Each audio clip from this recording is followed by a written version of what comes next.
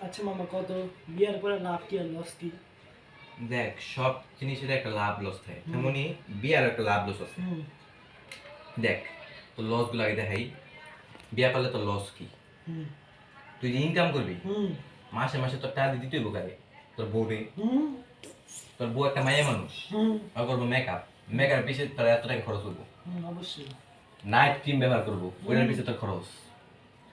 পরে মনে কর তোর যে বাসা ভাড়া, তুই থাকবি বলে লইয়া, বাসা ভাড়া টিয়া, হুম। কারেন্ট বিল, হুম। আর কত কিছুর বিল, গ্যাস বিল, এনে তোর খরচ।